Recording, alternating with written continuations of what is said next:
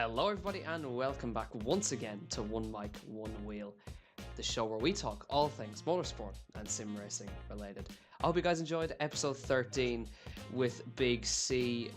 Very, very interesting guy to talk to, I must say, talking about his experiences with F1 esports and that amazing victory he took in China all the way back on F1 2017. If you have missed that, please do check it out. It is on the channel. It's in the big old playlist which I have made for you guys to go through all 13 episodes, but now we're on episode number 14, and it's time to speak to another driver, I think. So in the box with me today, I have the ILR League Personality of the Year, 2 years in a row, Carter extraordinaire, whatever you want to call him. It's Paul McGinnes. Paul, you're very welcome to the show. Happy to have you on. Yeah, thank you for having me along. I've been really enjoying your episodes so far. So yeah, thank you for having me along.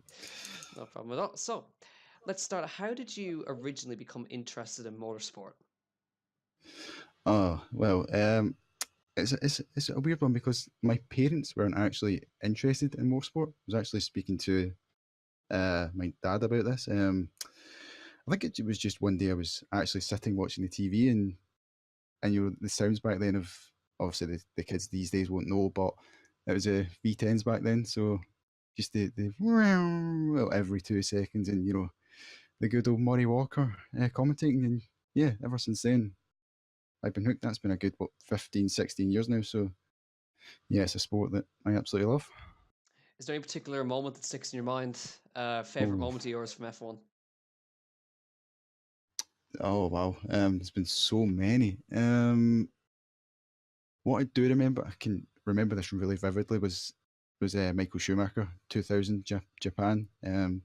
Just all the klaxons going off as he was coming into the pit lane, and just the emotion of himself and of the pit lane guys. So yeah, that's one moment. Other moments maybe. Of course, you've got to think of the Brazil races. Absolutely crazy. 2012. All those, the Vettel spinning at turn one. No, it wasn't turn one. It was like turn four. And of course, 2008, where that decisive championship fight with Massa and Hamilton. So yeah, there are a lot of good races that have been over this last couple of decades. So yeah. So how did you then get started into league racing on F1? Oh, I was actually having a look on Twitter. I hadn't really joined Twitter for too long at that point. It was back in about 2012, I think. I'm not even sure how I managed to find the league that I used to race on. It was, well, I still racing at TGP, it's called. And I was messaging the owner, Dom, just kind of join, really. Yep. That was back in, as I say, 2012. I just got my PlayStation PS3. And yeah, ever since then, it's been TGP, ILR, and I've met, a whole lot of good guys through that. So that's how I first got started. So what would you consider to be your favorite moment from league racing? I would say probably the first ever race in ILR. It was season one back in Australia. Bit of a crazy race. We had a dry start, and towards the end it started raining. Obviously, a couple of drivers spinning off, and I had this amazing battle with Corey. It was through just before the second sector. I think, what was it, turn three, into turn turn four, into turn five. You hardly ever get drivers going side by side through there, but we managed to get through there without any contact, and I managed to win the first ever ILR race, so that's always one that sticks in my head. Didn't end so well for Corey, from what I remember. I think he ended in space, from what I remember. Infamous screenshots, I believe. Oh yes, taking off as per usual. Yeah, of course. Although he's doing quite well. He did win in ILR3 this last week, so he's back on form, is Good Corey. stuff. So then we're keeping on this sort of kind of humor. Mm. What would you consider to be the funniest league racing moment you've ever experienced? Oh, surely you'll remember this one. It's surely got to be that Belgium race in ILR2. Somehow I managed to fall through the circuit. No Oh idea yes, how. Do you remember that one? yes. I was just just driving down next minute. I'm under the circuit, just flying through mid-air. The fans, cheering as I'm like 6 foot under. But yeah, that's got to be That's got to be one of the favourites for sure. Fond memory of that one, honestly. Yeah. Um, so now you're not just a driver. You've done some commentary in the past. So Aye. Yeah. which do you prefer? Would you prefer the commentary side, or do you prefer the driving side? No, no. Well, commentary's fun. Don't get me wrong, but I'm definitely one of the drivers. Even though I've not really had much, good results recently, it's still to me a lot more fun than. Well, I wouldn't say commentary's not fun, but I just love being behind the wheel and just pushing to the absolute limits 24/7. So yeah, I do prefer that. Now you mentioned there you've been in ILR since the first Mm, race of season one. yep. Um, so what's the best thing about being in ILR? What's kept you there for 5 seasons? Honestly, it's the ILR community. We've got a really good bunch of people. Likes of yourself. You're great fun. We Oh, can am I? forget. Yeah, well, sometimes on occasions, you have your moments. The legend that's Evil Dragon. Just the memes that guy's came up with.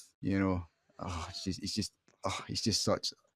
I don't know how to describe him. Honestly, he's just one of these guys that everyone loves. You can't dislike the guy. But yeah, as well, Jack. Jack has just managed this league very, very well. It speaks for itself, really. The league's growing season by season. We're now in what seven PlayStation tiers, where it was only what two. Like we've only been going for what less than 2 years now. So yeah, they got honestly this community. We can have our moments, but if it wasn't for ILR, there's no chance I would have met half of the people that I've met today. So it has definitely.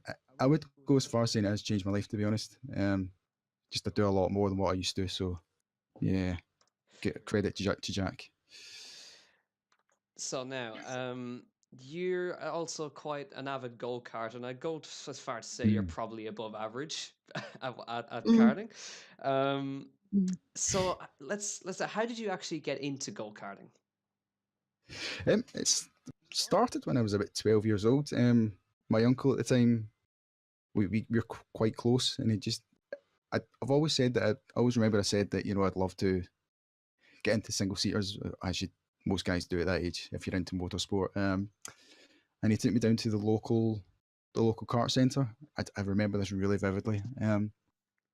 It's one of these tracks that has the bridge at the top. So I walked in and I seen these carts. Oh, they must have been doing about 30, 40 miles an hour down this ramp, and I do remember my stomach just turning with the nerves of just wow, I really want to do that. And I managed to get top five of the week on my first attempt. So that basically was the stepping stone into what I do today. So really, if it wasn't for my uncle, I wouldn't even be racing go karts or doing anything to do with karting really.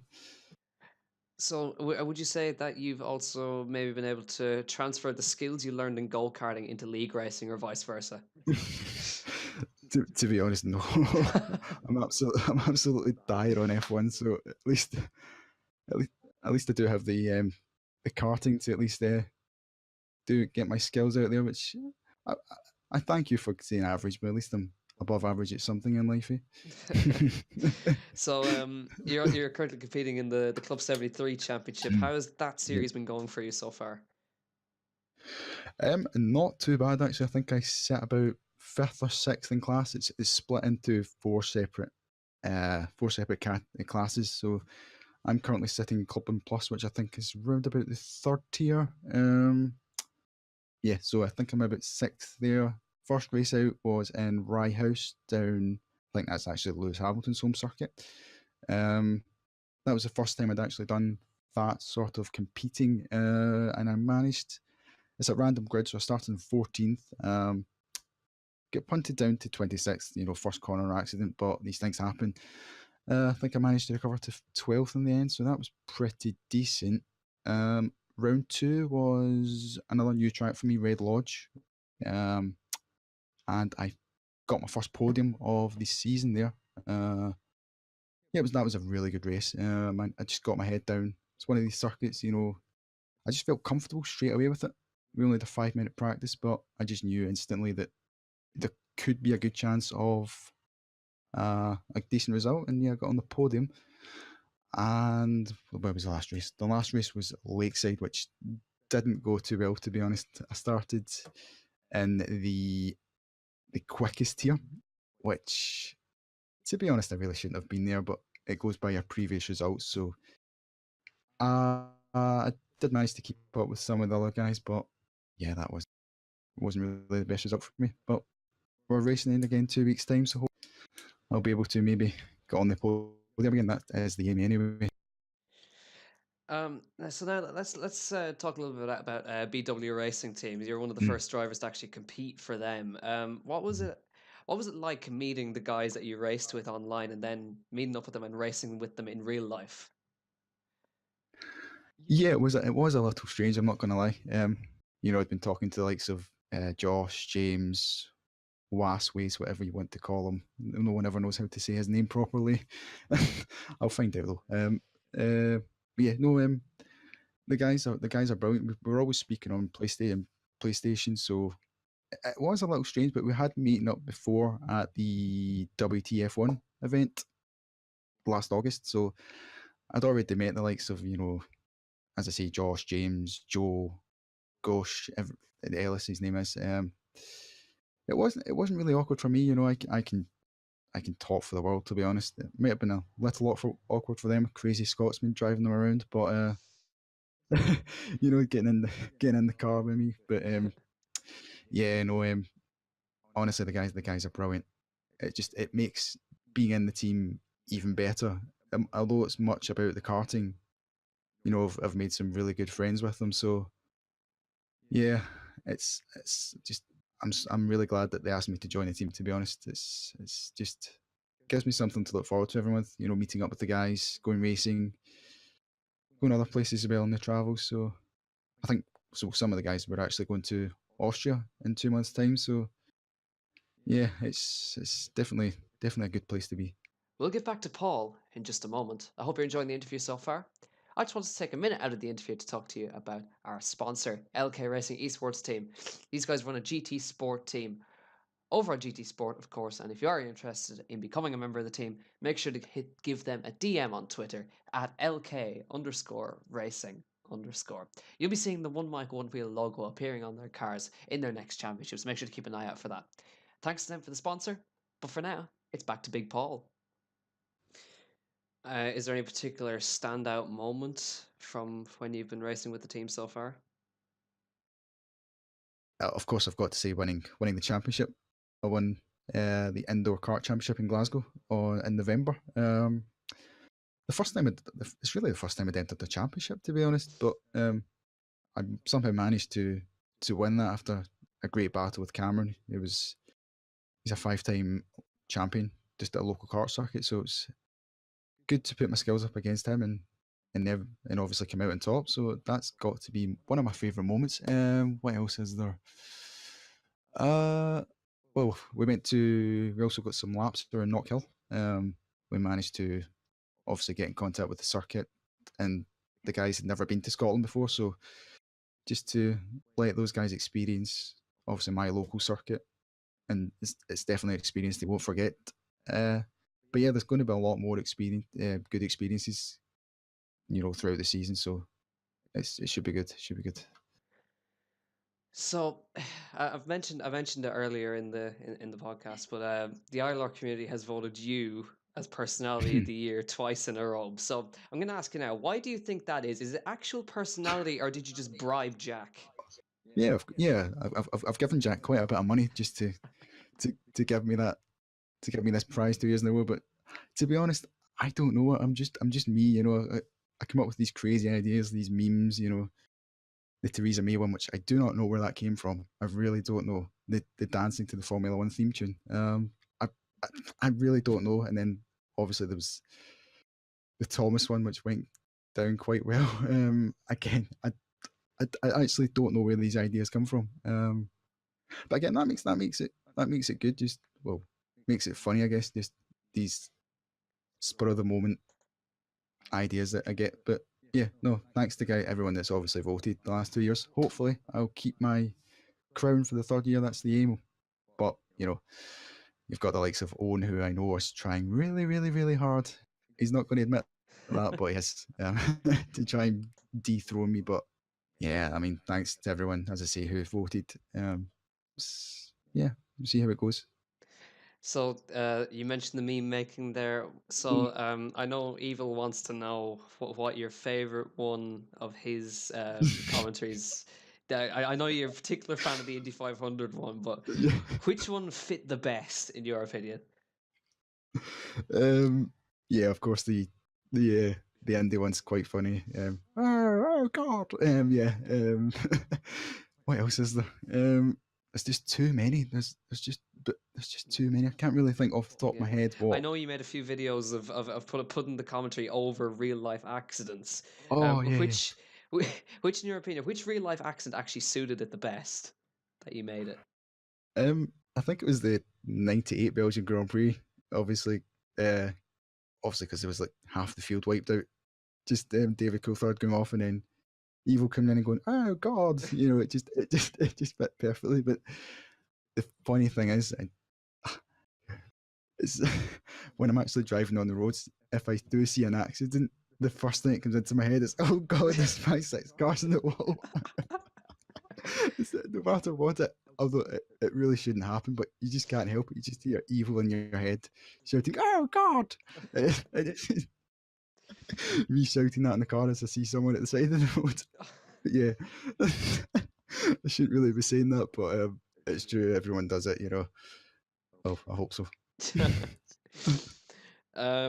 And finally, Paul, where do you see yourself being in a few years' time?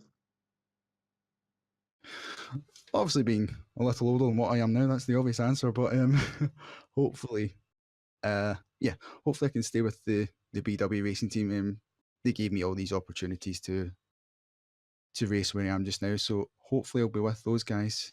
I'm not sure what level we'll be at, but we're always looking to obviously improve on what we're doing now. So we are looking for sponsors and stuff like that. So hopefully within the coming year or so, or maybe even less than that, we can get a sponsor on board, you know, enter into even more championships, endurance races, which is the aim.